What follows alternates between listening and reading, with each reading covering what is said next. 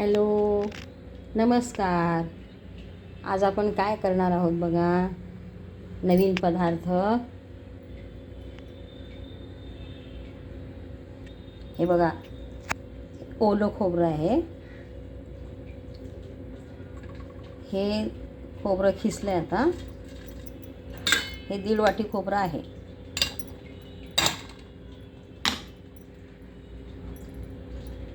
हे 1.5 वाटी खोबरं आहे.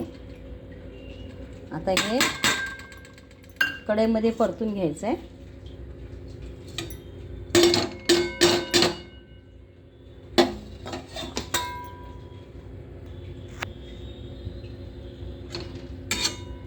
हे आता खोबरं असं परतून घ्यायचं. त्यातलं पाणी सुकेपर्यंत परतून घ्यायचं आहे खोबरं. पाणी सुकलं की मग त्यात थोडंसं दूध घालायचं. दूध घालून परत परतायचं त्याला आणि नंतर साखर घालायची. 1 वाटी साखर घेतली आहे. अर्धा कप दूध घालायचं.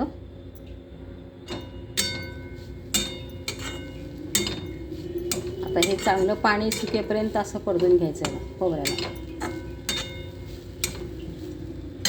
1.5 वाटी खोबरं आहे, 1 वाटी साखर घेतलेली आहे, अर्धा कप दूध घालायचं.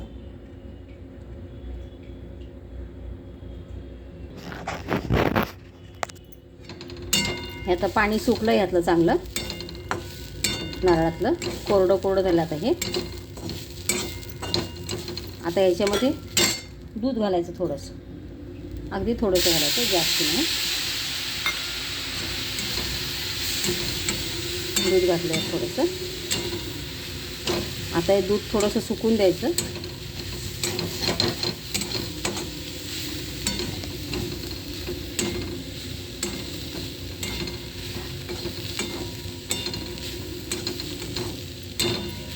मी असं प्रत्येक वेळेस काहीतरी करत असते बदलून, घरात नातवांना खायला माझ्या.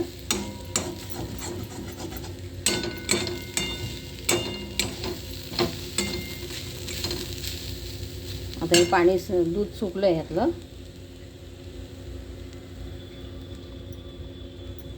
तर आता ही साखर टाकत आहोत आपण.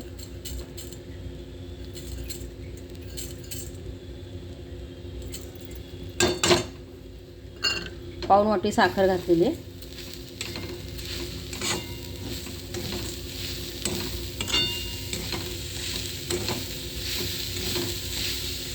गॅस बारीक करायचा थोडासा.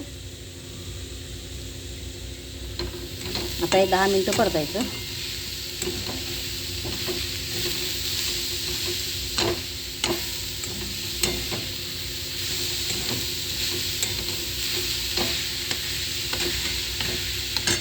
खोबऱ्याच्या वड्या. हे ताटाला आता तूप लावून घ्यायचं असं, आणि ह्या ताटामध्ये तूप लावून हे सारण हे झालेलं आहे ना, आता हे त्यात ओतायचं. आता हे छान झालेलं आहे. आता हे ताटामध्ये ओतायचं. मस्त झालं. आता पाक सगळं हे झालं, त्यातला सुकलेलं आहे. आता हे तूप लावून त्यात ओतायचं. तूप लावून घ्यायचं असं सगळीकडं आणि ह्यात ओतायचं.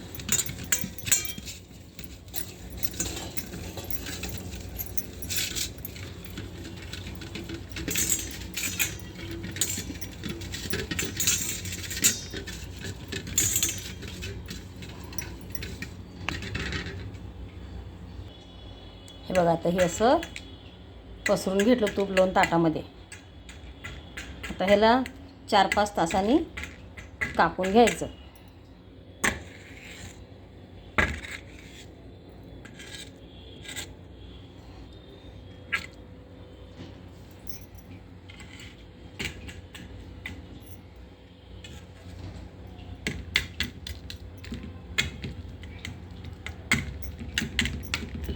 झाल्या खोबऱ्याच्या वड्या तयार.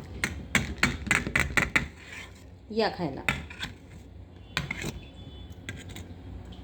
आता ह्याला 4-5 तासांनी कापायचं.